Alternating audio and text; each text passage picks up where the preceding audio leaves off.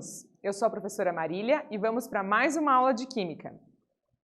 Os objetivos da aula de hoje: revisar o conceito de ácido segundo Arrhenius, compreender como se nomeia um hidrácido, identificar alguns hidrácidos comuns na rotina diária e praticar o conhecimento por meio de questionamentos e atividades. Então, quais são as perguntas da aula de hoje? O que são hidrogênios ionizáveis e como podemos reconhecer um ácido? Então, vamos dar uma lembradinha na teoria do Arrhenius. Então, segundo a teoria elaborada por Svante August Arrhenius, ácido é toda espécie química que aumenta a concentração dos íons hidrogênio, H+, e o hidrônio, H3O+, em solução aquosa. Então, para o Arrhenius, ácido é aquele composto que aumenta a concentração de H+, ou H3O+, quando ele está em solução aquosa, ou seja, quando está dissolvido em água. Vamos fazer a atividade 1? Os ácidos, segundo a teoria de dissociação de Arrhenius, são compostos moleculares que, ao serem dissolvidos em água, geram íons H+ aquosos.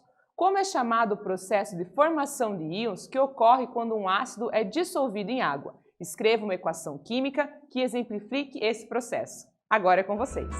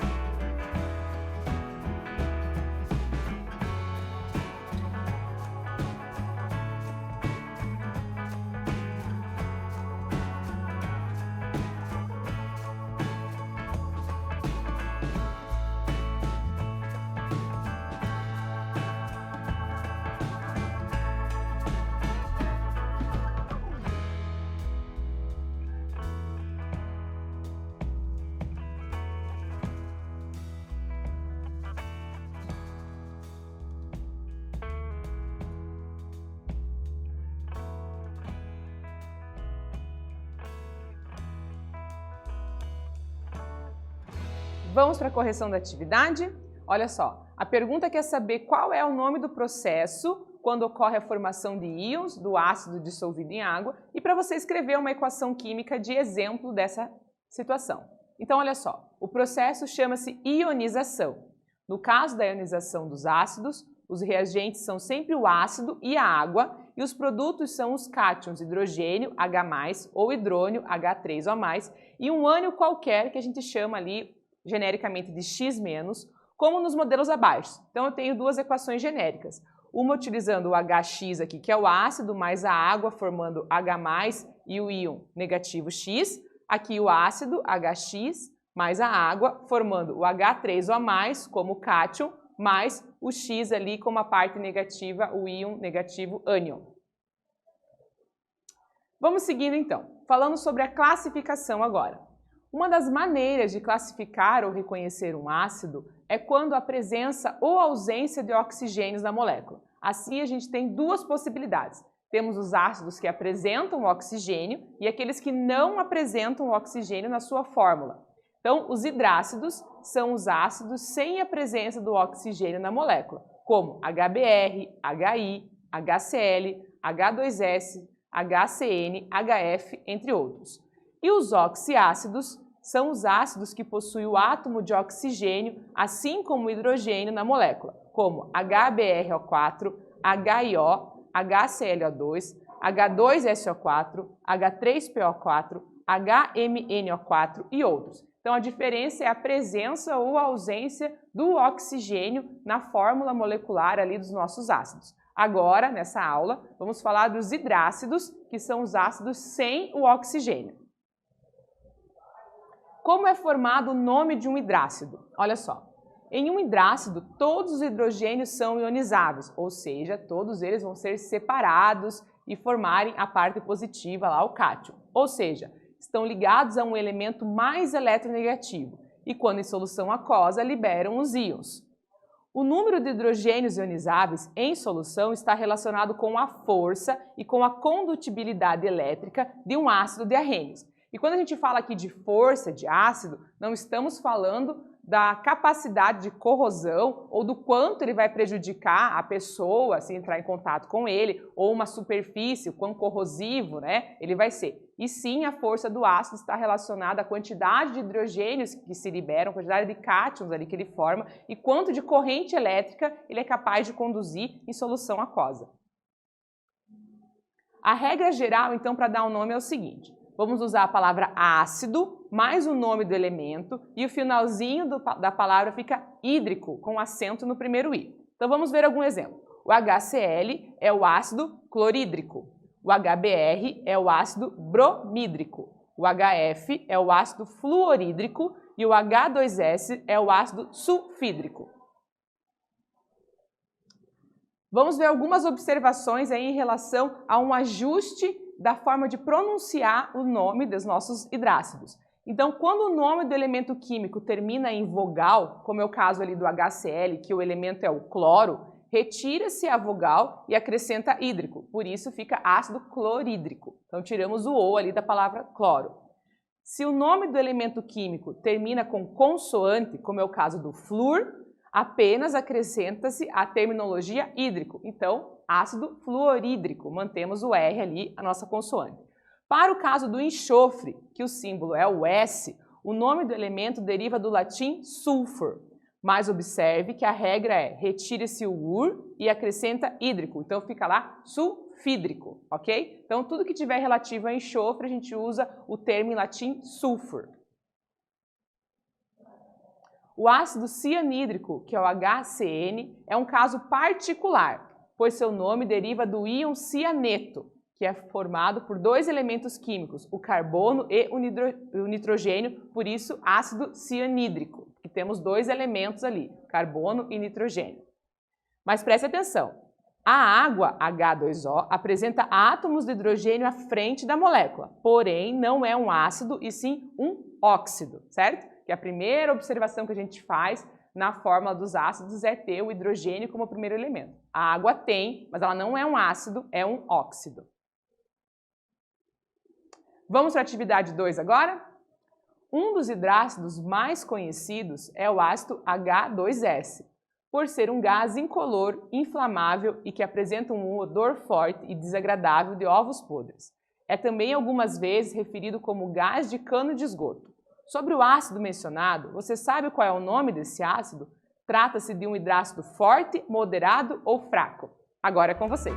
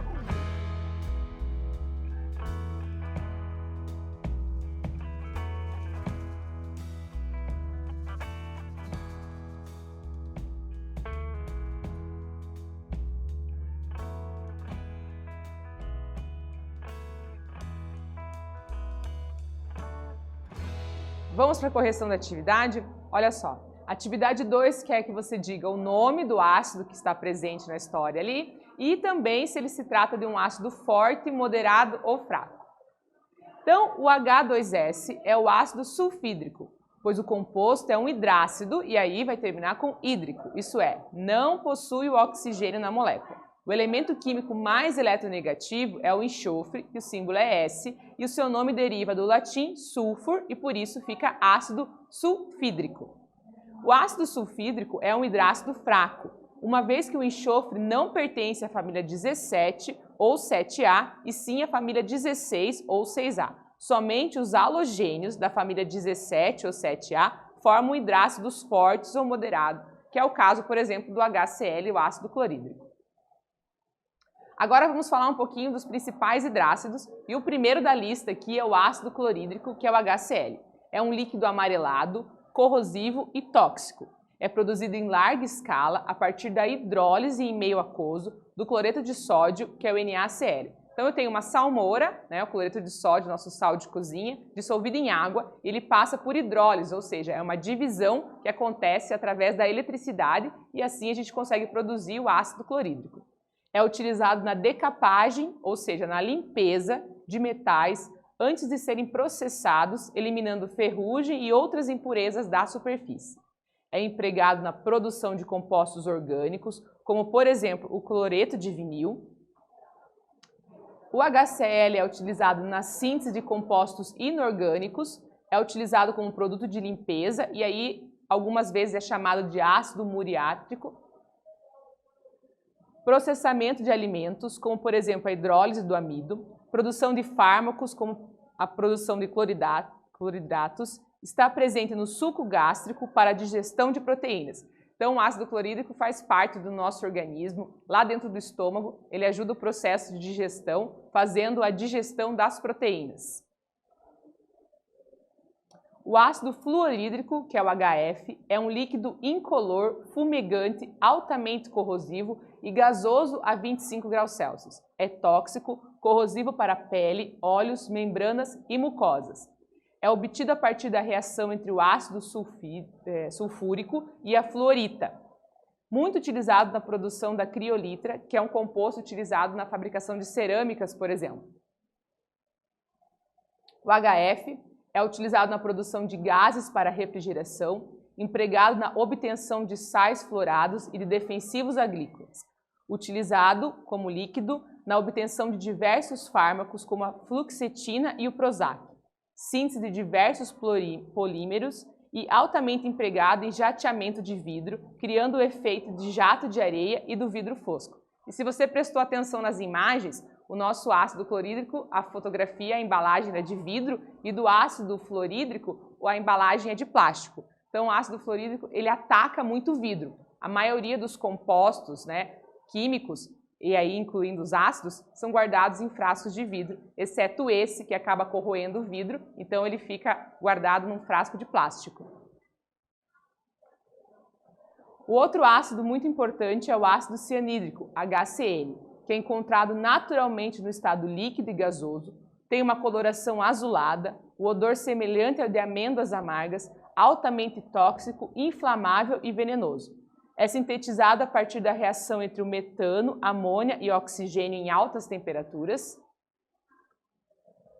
Utiliza-se na fabricação de plásticos, de corantes acrílicos, pesticidas, fertilizantes agrícolas e na extração de minérios como ouro e prata. É encontrado em algumas espécies de mandioca e em sementes de maçã, cereja, pêssego e amêndoas.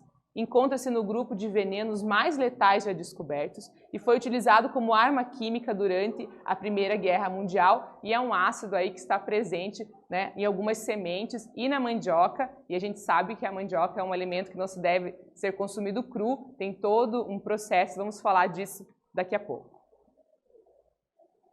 O ácido sulfídrico, o H2S, é encontrado nos estados líquidos e gasoso, é incolor, odor característico a ovos podres, irritante, altamente tóxico. É obtido a partir de uma solução aquosa de gás sulfídrico, utilizado na produção de ácido sulfúrico e outros compostos sulfurosos, pesticidas, sulfetos inorgânicos. Ele é utilizado na indústria petrolífera, usado na perfuração de poços, produção de gás e óleo, no refino, destilação e análises químicas. Pode ser encontrado na rede de esgoto, em compostos sulfurados e em águas termais localizadas próximas aos vulcões. Então, quando a gente tem uma água com um cheiro, né, diferente aí, um cheiro bem característico, é a água que apresenta aí ácido sulfídrico. Vamos fazer a atividade 3 agora? Certo informe publicitário alerta para o fato de que se o indivíduo tem azia ou pirose com grande frequência, deve procurar um médico, pois pode estar ocorrendo refluxo gastroesofágico, isso é, o retorno do conteúdo ácido do estômago. Responda, qual é a fórmula e o nome do ácido que nesse caso provoca queimação no estômago, a rouquidão e mesmo a dor torácica. Agora é com vocês.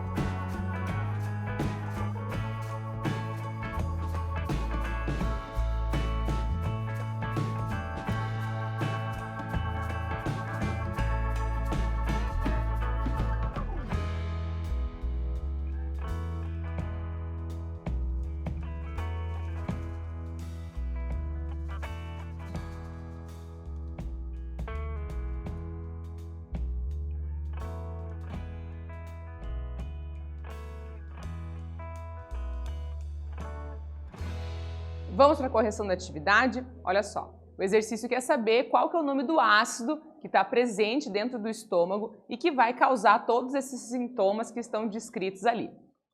Então, o ácido é o HCl, o ácido clorídrico, que está presente aí no nosso estômago e faz parte do processo da digestão.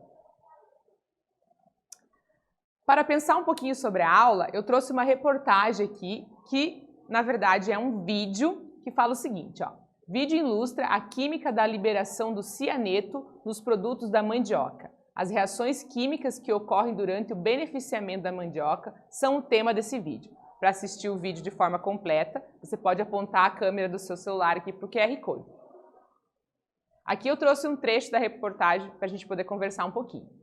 Produzidos a partir da mandioca, a farinha, o tucupi e a maniva possuem compostos de cianeto, como o ácido cianídrico, uma substância tóxica. O modo de preparação desses produtos, no entanto, proporciona a eliminação do veneno e torna esses elementos adequados para o consumo humano. Então, a gente vê aí através desse processo da mandioca que existem alimentos que a gente tem que prestar atenção para fazer o seu consumo. Então, a mandioca ela deve ser cozida, assada, ferventada e outros processos que passam para produzir, por exemplo, o caldo do tucupi, que vão eliminar esses compostos tóxicos, que é o caso aqui dos nossos ácidos que estão presentes. Outros alimentos também têm que ter os seus cuidados para que na alimentação você não esteja aí adquirindo nenhum composto venenoso que possa te trazer um prejuízo.